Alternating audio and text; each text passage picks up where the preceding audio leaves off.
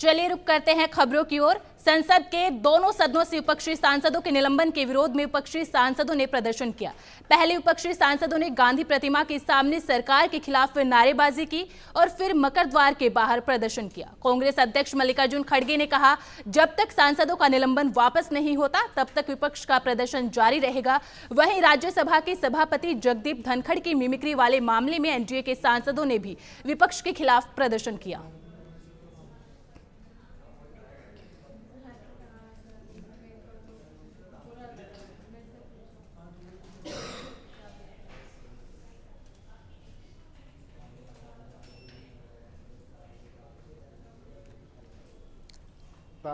वो तो ठगबंधन है और ठगबंधन में कभी गठबंधन नहीं होता है। आप जो दिख रहे हैं आज वो वास्तविक नहीं है।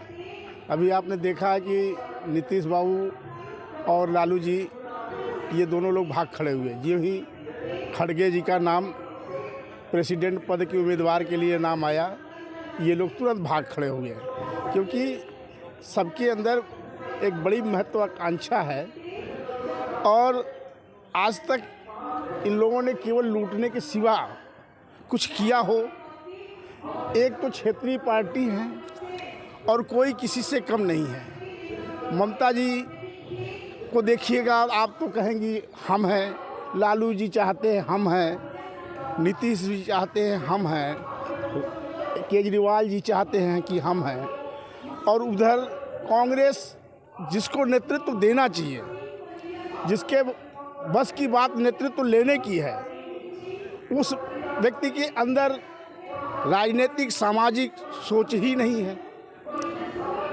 और जिस व्यक्ति के अंदर सोच ना हो वो व्यक्ति देश का नेतृत्व कैसे करेगा? तो ये गठबंधन नहीं है, ये ठगबंधन है।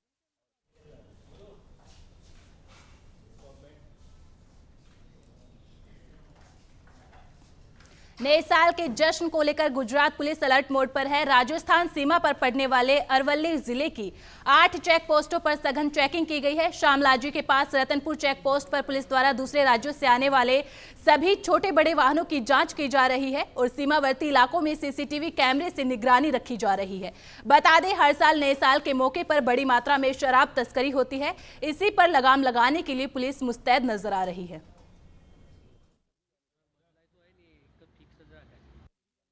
अरवल्ली जिला पुलिस बिल्कुल सजग है 31 दिसंबर न्यू ईयर्स को लेकर। हमारा स्पेशल प्रोहिबिशन ड्राइव उस दिन रहेगा, जिसमें नाकाबंदी पॉइंट्स डिसाइड होंगे, व्हीकल चेकिंग होगी और सारी ही व्हीकल चेकिंग में भी सबके पास ब्रेथ एनालाइजर्स होंगे, जिससे जितने भी लोग वहां से आ रहे हैं जा रहे हैं उनकी ब्रेथ की चेकिंग होगी और कड़क से कड़क कार्रवाई की जाएगी अगर कोई कायदा व्यवस्था और किसी भी लॉ के उल्लंघन में पाया गया। इसके अलावा जितने भी हमारे पब्लिक प्लेसेस हैं, होटल्स हैं, रिजॉर्ट्स हैं, प्राइवेट गेस्ट हाउस हैं, इनकी भी सरप्राइज चेकिंग होगी। यहाँ हमारी शी टीम्स सीवीज में डिप्लॉय की जाएंगी औरतों की सुरक्षा के लिए। हमारे पुलिस स्टाफ भी पुलिस स्टेशंस में जितने भी लोग कर्मचारी काम कर रहे हैं वो सारे सीवीज में भी डिप्लॉय किए जाएंगे, जैसे कि कुछ भी बनाव बने उससे पहले वो उसे कंटेन कर ले। सोशल मीडिया में भी हमारा पूरा ध्यान रहेगा। हमारी 3 टीम्स, एक वायरलेस पीएसआई के अंडर, एक साइबर क्राइम पीआई के अंडर और एक एसओजी पीएसआई के अंडर, तीनों के तीनों टीम्स कंटिन्यूस सोशल मॉनिटरिंग में रहेंगी और ऐसा कोई भी ऑफेंसिव पोस्ट या कोई ऐसा आदमी जिसे हमें लगता है कि एक कानूनी व्यवस्था को भंग कर सकता है, उसके खिलाफ एफआईआर रजिस्टर करके। हरियाणा में सब्जी मंडी मार्केट में फीस की वृद्धि को लेकर आढ़तियों द्वारा हड़ताल की जा रही है। इस हड़ताल का असर फतेहाबाद जिले में भी देखने को मिला। यहां की सब्जी मंडी में सभी दुकानें बंद रही। कुछ किसान सब्जी बेचने के लिए मंडी आए थे, लेकिन खरीदार नहीं मिलने से उन्हें मंडी के गेट से ही वापस लौटना पड़ा। आढ़तियों ने मार्केट फीस का विरोध करते हुए जमकर सरकार के खिलाफ नारेबाजी करते हुए प्रदर्शन किया। आढ़तियों का कहना है कि इस तरह का फरमान लागू करके गरीब लोगों पर बोझ डालने का काम किया जा रहा है। उन्होंने कहा, सरकार मार्केट फीस की वृद्धि का फरमान तुरंत वापस ले, नहीं तो हड़ताल अनिश्चितकालीन के लिए हो सकती है। सर 2014 से पहले फीस माफ़ थी हरियाणा गवर्नमेंट के, और जब कोरोना काल आया तो इसमें हमारे 2% फीस सरकार ने लगाई, भाई आप हमारी मदद करो, और कोरोना काल के बाद में हम इसको माफ़ कर देंगे। लेकिन सरकार ने 2-2.5 साल के कार्यकाल में हमारे पास फीस माफ़ करने की बजाय हमारे पे एक मुश्त किस्त का जो बोझ है हमारे पे डाल दिया। तो उसमें सालाना की जो 2022 का स्लैब उन्होंने उठाया, तो हमारी पहले बात हुई थी सरकार से, भाई हम 11,000, 21,000 और 51,000 रुपये का स्लैब आपका बनाएंगे और सालाना की एक किस्त हम भरवाएंगे। लेकिन सरकार ने वो स्लैब उठाया 2022 का, उससे 1 लाख रुपये जो फीस पीछे भरी है उसका 1.5 लाख रुपये, जिसने 2 लाख भरी है उसका 2.5 लाख रुपये, जिसने 2.5 भरी है उसका 3.5 लाख रुपये। ऐसे सरकार ने हमारे आड़तियों के ऊपर बहुत ज़्यादा भारी बोझ डाल दिया और हम इस फीस को भरने में असमर्थ है, ना ही हम भर पा रहे हैं। तो सरकार से हमारी यही है भी ये काला कानून जो हमारे लिए इन्होंने थोपा है इसको वापस लिया जाए, और जब तक सरकार इस फैसले को वापस नहीं लेती हमको। हरियाणा के पंचकुला में भूपेश राणा मर्डर केस में गैंगस्टर भूपी राणा समेत 3 लोगों को जिला अदालत ने बरी कर दिया है, लेकिन भूपी राणा जेल से बाहर नहीं आ पाएगा। बता दें, भूपेश राणा को 16 अप्रैल 2018 को बरवाला शिव मंदिर के पास 12 गोलियां मारकर मौत के घाट उतार दिया था, जिसमें पुलिस ने आगामी जांच करते हुए भूपी राणा, गौरव अरोड़ा, राकेश पाटा, कुलविंदर और सुखप्रीत बूढ़ा को इस मामले में गिरफ्तार किया था। भूपी राणा के शार्प शूटर गौरव अरोड़ा को 21 दिसंबर को फैसला सुनाया जाएगा। खबर पंजाब के धुरी से है, जहां गन्ने की खरीद न होने से नाराज किसानों ने लुधियाना संगरूर दिल्ली हाईवे पर जाम लगा दिया और जमकर नारेबाजी की। किसानों का कहना है कि उन्होंने कड़ी मेहनत कर गन्ने की पैदावार की है और अब शुगर मिल गन्ना नहीं खरीद रहा, जिससे उनकी आजीविका पर खतरा मंडरा रहा है। गन्ना संघर्ष समिति के अध्यक्ष हरजीत सिंह बुगरा का कहना है कि पिछले कई दिनों से गन्ना किसान अपने गन्ने को बेचने के लिए संघर्ष कर रहे हैं, लेकिन शुगर मिल ने फसल लेने से मना कर दिया है। उन्होंने शुगर मिल द्वारा गन्ना नहीं खरीदने पर बड़े आंदोलन की चेतावनी दी है। यही कहांगे कि बहुत मदभागी गल यह है कि सीएम का खुद हल्का होने के बावजूद इत्थे गन्ने की मिल सी भगवानपुरा धूरी खंड मिल वो बंद पई है। किसानों दी भरियां ट्रालियां वड्डी तादाद च लैना लगियां खड़ियां, गन्ना सुक रहा है। किसान मंग कर रहे हैं कि साडा गन्ना खरीदो, इस मिल ने लवाया सी। सरकार चुपचाप लगातार इस अंदोलन ਨੂੰ सुन रही है, देख रही है, मसला नहीं हल कर रही है। इदू बुरी गल की हो सकती है जो पुत्तां वांगू 12-13 महीनों की पाली हुई फसल ਨੂੰ खरीद ही नहीं रही, मिल मालक नहीं खरीद रहे, सरकार कोई जोर नहीं ला रही, मसले का हल नहीं कढ़ रही। ਜਿਹੜਾ कोई माड़ा मोटा समझौता ਕੀਤਾ ਸੀ इस संघर्ष कमेटी के नाल, गन्ना संघर्ष कमेटी नाल, ਉਹਨੂੰ सिरे नहीं चाढ़िया। सो ये बहुत मदभागी गल है कि किसानों के नाल एडा वड्डा धक्का जिन्हां पोह माघ ਦੀਆਂ ਰਾਤਾਂ ਦੇ ਵਿੱਚ ਪੁੱਤਾਂ ਵਾਂਗੂ ਆਪਣੀਆਂ ਫਸਲਾਂ ਪਾਲਦੇ ਆ। देखो ये परेशानी वाली गल बिल्कुल मनते हाँ भी परेशानी आती है जो कोई रोड जाम होंगे, पर असी करिए कि असी लगातार शांतमई मिल के मूहरे गेट पर बह के धरना दे रहे सी, साडे मसले नूं सॉल्व करते, क्योंकि असी नहीं चाहते कि किसी को साडी वजह करके परेशानी आवे। किसान कोले कदों समय वह खेत दे विच गन्ना वड्ढण नूं समा चाहुंदा भी खरीद करो, असी खेत चों गन्ना वड्ढ के मिल च लैके आईए, साडे कोल समा 1 मिनट का नहीं। ਉਹੀ ਆ ਜੀ ਜਿਹੜਾ ਪਿਛਲੇ ਦਿਨਾਂ 'ਚ ਇਹਨਾਂ ਨੇ ਸਮਝੌਤਾ ਕਰ ਲਿਆ ਸੀ। ਸੀਐਮ ਸਾਹਿਬ ਨੇ ਪਹਿਲਾਂ 7 ਤਰੀਕ ਤੋਂ ਮਿਲਾਂ ਚਲਾਤੀਆਂ, 7 ਤੋਂ ਬਾਅਦ ਫਿਰ ਇਹਨਾਂ ਦੇ ਓਐਸਡੀ ਨੇ ਤੇ ਪ੍ਰਸ਼ਾਸਨ ਨੇ ਬੈਠ ਕੇ ਸਮਝੌਤਾ ਕਰਾਤਾ ਜਦੋਂ ਆਪਾਂ ਪਿਛਲੀ ਵਾਰੀ ਰੋਡ ਖਾਲੀ ਕਰਿਆ 12-13 ਤਰੀਕ ਨੂੰ। ਪਰ ਉਸ ਸਮਝੌਤੇ ਤੋਂ ਫਿਰ ਇਹ ਭੱਜ ਗਏ, ਪ੍ਰਸ਼ਾਸਨ ਭੱਜ ਗਿਆ, ਸਰਕਾਰ ਭੱਜ ਗਈ। ਹੁਣ ਤਾਂ ਤੁਸੀਂ ਐਂ ਲਾ ਲਓ ਵੀ ਉਹੀ ਮੁੱਕਰੀ ਗਏ ਇਹ, ਸਰਕਾਰ ਦੀ ਸਹਿ ਤੇ ਮੰਨ ਲਓ ਪ੍ਰਸ਼ਾਸਨ ਸਾਰਾ ਕੁਝ ਕਰ ਰਿਹਾ। ਅਗਲਾ ਸੰਘਰਸ਼ ਤਾਂ ਅਸੀਂ ਸਟੈਪ ਬਾਈ ਸਟੈਪ ਮਾਲਾ ਦੇਖਦੇ ਆ ਇਹਨਾਂ ਦੇ ਮੂੰਹ ਕੰਨੀ ਅੱਜ ਸ਼ਾਮ ਤੱਕ, ਨਹੀਂ ਕੱਲ ਨੂੰ ਅਸੀਂ ਸ਼ਾਮ ਨੂੰ ਹੁਣ ਮੀਟਿੰਗ ਕਰਾਂਗੇ, ਕੋਈ ਇਹਨਾਂ ਦੇ ਪੈਰਾਂ ਥੱਲੇ ਇਹੀ ਜੀ ਅੱਗ ਮਚਾਵਾਂਗੇ, ਇਹਨਾਂ ਦੀਆਂ ਕੁਰਸੀਆਂ ਹਿੱਲਣਗੀਆਂ ਉੱਥੋਂ। पंजाब के फिरोजपुर जिले में बदमाशों का आतंक बढ़ता जा रहा है। यहाँ 4 हमलावरों ने एसटीओ राजेंद्र पाल गोयल के ऊपर हमला कर दिया, उनकी कार के शीशे तोड़े गए, जिसके बाद एसटीओ बुरी तरह से जख्मी हो गए। फिरोजपुर के निजी अस्पताल में उन्हें भर्ती कराया गया है, जहां उनका इलाज चल रहा है। वहीं पुलिस ने एसटीओ के लिखित बयान के आधार पर मामला दर्ज कर लिया है और आरोपियों की तलाश में जुट गई है।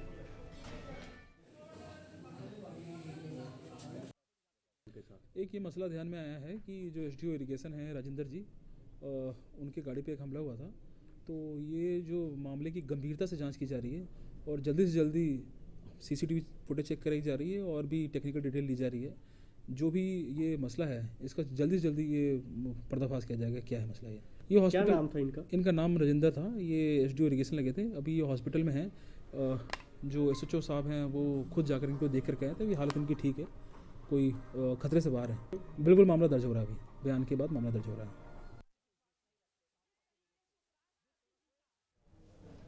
पंजाब के होशियारपुर में चोरों की धरपकड़ के लिए पुलिस कप्तान सुरेंद्र लांबा ने विशेष अभियान चलाया हुआ है। इसके लिए एसपी के नेतृत्व में एक टीम का भी गठन किया गया। इसी के तहत 15 दिसंबर को एक युवक को चोरी की बाइक समेत गिरफ्तार किया था। पुलिस ने चोरी की गई 4 बाइकों को भी बरामद कर लिया है और आज आरोपी को अदालत में पेश किया गया। ਜ਼ਿਲ੍ਹਾ ਹੁਸ਼ਿਆਰਪੁਰ ਅੰਦਰ ਮਾੜੇ ਅਨਸਰਾਂ ਦੇ ਖਿਲਾਫ ਮਾਨਯੋਗ ਐਸਐਸਪੀ ਸ਼੍ਰੀ ਸੁਰਿੰਦਰ ਲਾਂਬਾ ਆਈਪੀਐਸ ਜੀ ਵੱਲੋਂ ਇੱਕ ਸਪੈਸ਼ਲ ਕੰਪੇਨ ਚਲਾਈ ਜਾ ਰਹੀ ਹੈ, ਜਿਸ ਦੇ ਤਹਿਤ SP investigation Sarabjit Singh Baia, DSP ਸਰਕੁਲਰ ਸਿੰਘ ਸਬ ਡਿਵੀਜ਼ਨ ਟਾਂਡਾ ਦੀ ਨਿਗਰਾਨੀ ਹੇਠ ਟਾਂਡਾ ਪੁਲਿਸ ਵੱਲੋਂ ਇੱਕ ਵਿਅਕਤੀ ਅਮਰਜੀਤ ਸਿੰਘ ਪੁੱਤਰ ਰਣਜੀਤ ਸਿੰਘ ਵਾਸੀ ਕੋਟ ਯੋਗਰਾਜ ਥਾਣਾ ਕੱਥੂ ਨੰਗਲ ਜ਼ਿਲ੍ਹਾ ਗੁਰਦਾਸਪੁਰ ਨੂੰ ਗ੍ਰਿਫਤਾਰ ਕੀਤਾ ਸੀ। ਇਹਦੇ ਪਾਸੋਂ ਚੋਰੀ ਕੀਤੇ ਵੱਖ-ਵੱਖ ਜਗ੍ਹਾ ਤੋਂ ਜਿਹੜੇ ਮੋਟਰਸਾਈਕਲ ਨੇ 5 ਸਾਨੂੰ ਬਰਾਮਦ ਕਰਾਏ ਆ। एक मोटरसाइकिल ने वेवज हस्पताल टांडा तो चोरी किया सी, दूसरा चुंगी दसूआ तो, 2 मोटरसाइकिल श्री हरगोबिंदपुर तो एक मोटरसाइकिल गुरदासपुर तो चोरी किया। ये 5 मोटरसाइकिल पुलिस ने बरामद कर लिया। इनू होर इन्वेस्टिगेशन करने लई इहदा पुलिस रिमांड हासिल किया जा रहा ते पुलिस वालों माड़े अंसरां दे खिलाफ सख्ती नाल कार्रवाई करदे अजिहियां वारदातां। पंजाब के होशियारपुर जिले के हाजीपुर ब्लॉक के गांव हांदबल में सिंचाई विभाग की डिस्ट्रीब्यूटर नहर टूट गई, जिसकी वजह से गेहूं और सब्जी के खेतों में पानी भर गए और फसलें खराब हो गई। वहीं किसानों ने विभाग के अफसरों पर लापरवाही का आरोप लगाया है और विभाग से नुकसान की भरपाई करने की भी मांग की है।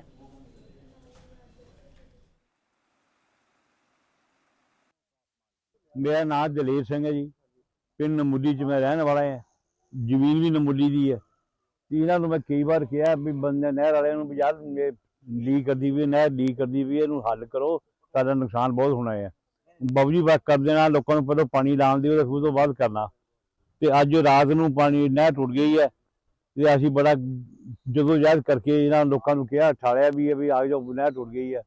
नहर टुट गई हंदवाल तो थले के पानी चल गया सारा ही। नुकसान तो 15-20 किले 15-20 किले साडे लगते जाते पे ना, वो तो अगे हंदवाल पानी कितना नुकसान होया, लाहे पानी कितना होया जी, इस लाहे के पानी चल गया। नहर महकमे मैं 2-3 महीने कहते भी नहर लीक करती पई है, इसका हल करो, इसका हल करो।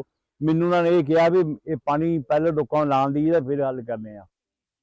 ये देखो जी, नहर पता नहीं 3 या 4 बजे रात की टुटी है, सवेरे देखी है 6 बजे, क्योंकि पानी ये सारे देखो ना 10 किले तक घट्टो घट्ट पानी ये लग गया, 10-15 किले गांह पता नहीं कितना पानी गया। इहदा सानू अनुमान नहीं, असीं तो इत्थे खड़े हैं।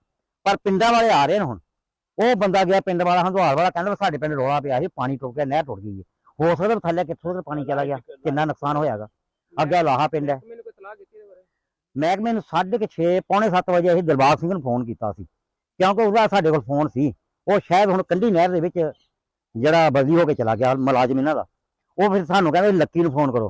असीं कहा साडे कोल लक्की दा फोन है नहीं, तूं लक्की नूं फोन कर। उन्हीं कोलायत के गणेश मंदिर में भगवान के लिए 56 भोग का आयोजन किया गया। मार्गशीर्ष माह की अष्टमी के अवसर पर हर साल की भांति इस साल भी 56 भोग का आयोजन किया गया है। इस चमत्कारी मंदिर में दूर दराज से श्रद्धालुओं ने आकर 56 भोग और गणेश जी के दर्शन कर मनोकामना मांगी। सवाई सिंह ने बताया कि हर साल की तरह इस साल भी विशेष साज सजावट मंदिर परिसर में की गई थी और श्रद्धालुओं की भीड़ दर्शन करने के लिए उमड़ी। आज श्री कोलायत के चमत्कारी गणेश जी मंदिर में 56 भोग का आयोजन रखा गया और मंदिर परिसर को सजाया गया और दूर दराज से गांव के श्रद्धालु आकर अपनी मनोकामनाएं पूर्ण की। मंदिर का विशेष तौर से श्रृंगार किया गया और आसपास के भक्तों ने आके श्री गणेश जी भगवान की धोग लगाई और मनोकामना मांगी। खबर अलवर की है, जहां तिजारा के शाहबाद गांव में छोटे भाई ने बड़े भाई को मौत के घाट उतार दिया। ये झगड़ा मामूली सी खाने पीने को लेकर हुआ था। मृतक का परिवार मजदूरी करता है। उधर मौत के बाद पुलिस ने पोस्टमार्टम के बाद शव परिजनों को सुपुर्द कर दिया है। वही घटना के बाद से ही आरोपी भाई फरार हो चुका है। अब पुलिस हर पहलू पर जांच करने में लगी है। सब मरने वाले का नाम तो बड्डन था और जिसने चाकू मारते उसका भाई है जगदीश। तो इन्हों का खाए दारू पानी पिया करते थे। दोनों भाई में आपस में कहासुनी हो गई सब्जी बनाने के वास्ते, तो उसी ने मना कर दिया कि मैं नहीं बनाऊंगा, साल तू बनाएगा। तो सिर्फ दारू पिया के उसने चाकू उसके घोंप दिया पेट के अंदर, तो उसकी आंत बाहर निकल गई। कांग्रेस पार्टी के युवा नेता और प्रदेश कांग्रेस कमेटी के सचिव आजाद सिंह राठौड़ ने नवनिर्वाचित मुख्यमंत्री, उप मुख्यमंत्रियों और सरकार के सहभागियों को शुभकामनाएं दी। आजाद सिंह राठौड़ ने कहा, बीजेपी को जनता ने बहुमत दिया है, इसीलिए बीजेपी सरकार निष्पक्ष रूप से अपना राज्य धर्म निभाए। वहीं उन्होंने कहा, कांग्रेस मजबूत विपक्ष की भूमिका निभाएगी। जैसा कि आप सभी को विदित है कि इस बार के चुनावी नतीजे हमारी अपेक्षा के अनुरूप नहीं रहे। कहीं ना कहीं हमारे कार्यकर्ता हम सब लोग मिलकर हमारी कांग्रेस पार्टी की रीति नीतियाँ और जन सरोकार के जो हमारे नतीजे और हमारी जो योजनाएं थी उनको हम लोग जन जन तक, गाँव तक, थाने तक नहीं पहुँचा पाए, जिसके कारण हमें अपेक्षा अनुरूप जो है नतीजे नहीं मिले।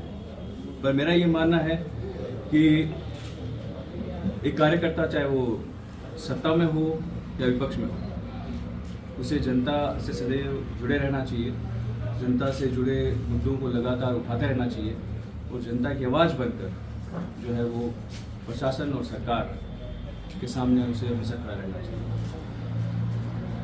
चूँकि अब 5 साल हमें विपक्ष में रहने का जनता ने आदेश दिया है, पर इसके बावजूद मैं ये कहना चाहूँगा कि कार्यकर्ता के रूप में, एक कांग्रेस के एक सिपाही के रूप में मैं बाड़मेर विधानसभा और बाड़मेर जिले के लिए हमेशा अपने कार्यकर्ताओं के साथ में, अपने साथियों के साथ में और जनता के साथ जुड़कर हम हमारी आवाज़ जो है वो लगातार सरकार के समक्ष रखेंगे। साथ ही साथ जैसा कि अभी तक मैंने देखा कि जब जब भाजपा सरकार राज्य में आती है तब एक तो भ्रष्टाचार बढ़ता है और दूसरा जन सरोकार की जितनी भी योजनाएं होती हैं उनको बंद कर दिया जाता है या कहीं ना कहीं उनको ठंडे बस्ते में डाल दिया जाता है। और उसके नतीजे ये होते हैं कि हमारा जो पश्चिमी राजस्थान है, जो सबसे ज़्यादा पिछड़ा हुआ इलाकों में से एक है, वहाँ पर इसका जो है बहुत जो है गलत प्रभाव आता है, बहुत बुरा प्रभाव हम लोगों पर आता है। इसीलिए इस बार हम लोगों ने तय किया है कि कांग्रेस पार्टी सत्ता में नहीं है, पर इसके बावजूद जितनी भी हमारी जन सरोकार की जो योजनाएं हैं वो, जनता के हितों के जो फैसले हैं वो और जनता से जुड़े जो मुद्दे हैं उन पर लगातार हमारी आवाज़ को हम बनाए रखेंगे। खबर राजस्थान के मकराना से है, जहां वाहन की टक्कर लगने से एक बाइक सवार गंभीर रूप से घायल हो गया, जिसे एम्बुलेंस से सरकारी अस्पताल में पहुंचाया गया। जानकारी के अनुसार युवक बाइक से मकराना की ओर आ रहा था। इस दौरान रास्ते में किसी अज्ञात वाहन ने उसको टक्कर मार दी, जिससे वह गंभीर रूप से घायल हो गया। फिलहाल घायल युवक का अस्पताल में इलाज जारी है।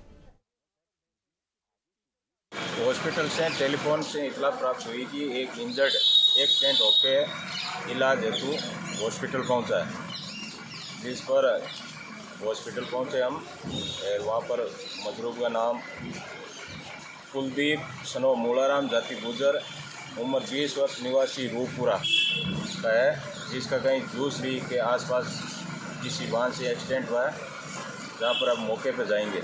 मौके पर जाने के बाद पता चलेगा किससे हुआ है। कुचाण में एक्सीडेंट हुआ था देवड़ा जी के आगे, वहाँ पर 4-5 लोग थे, उन्होंने मिलकर गाड़ी में डलवाया था, तो फिर यहाँ पे मकराना सरकारी हॉस्पिटल लेके आए। स्थिति गंभीर है।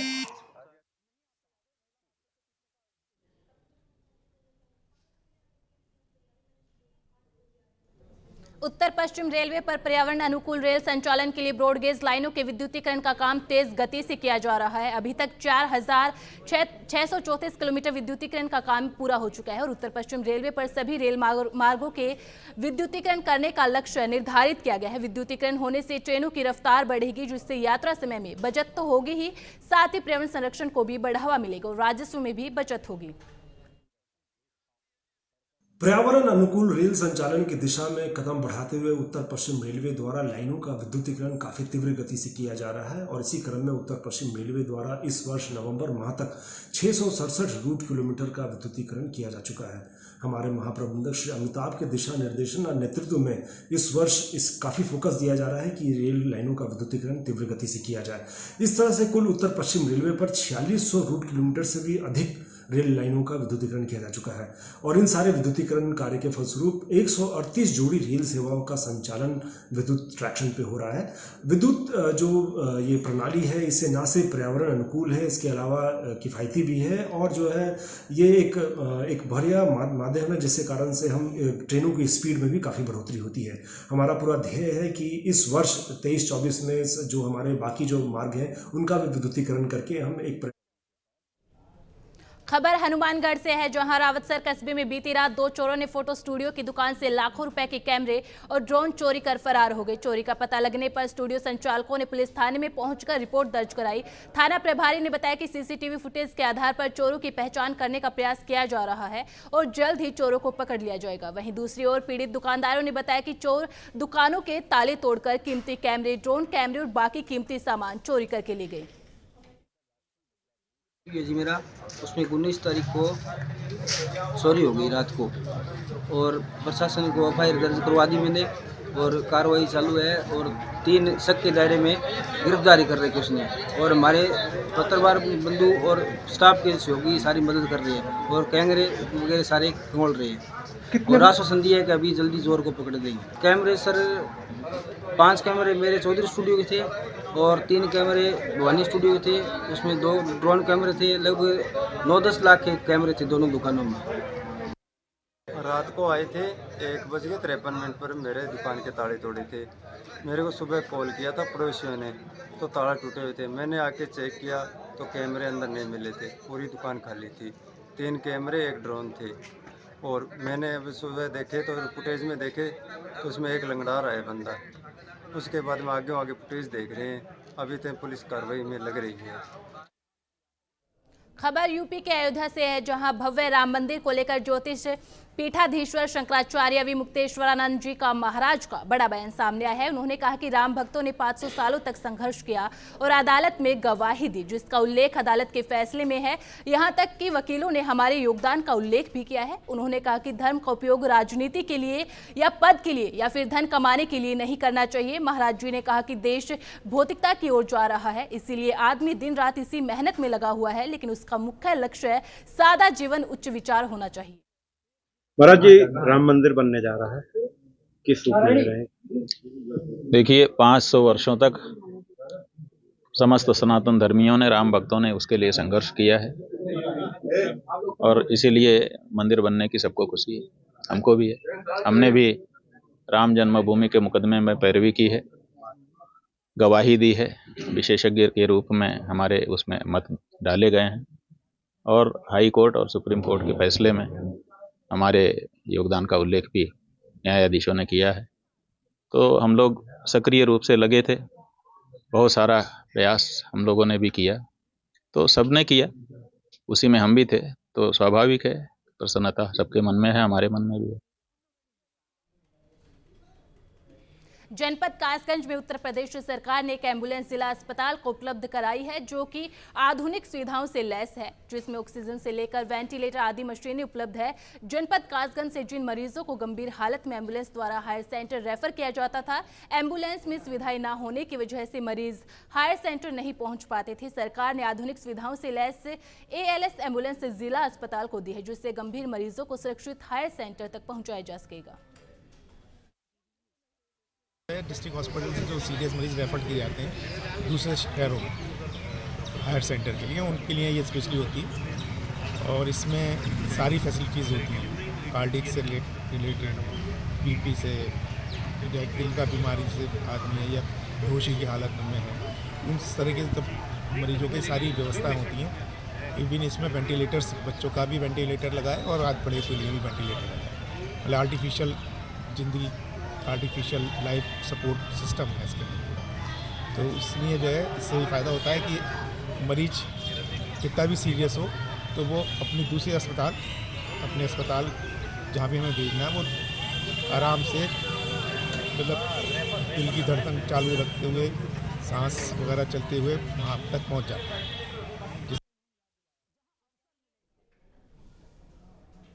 अभी के लिए बुलेटिन में इतना ही। आप बने रहें नवतेज टीवी के साथ। नमस्कार।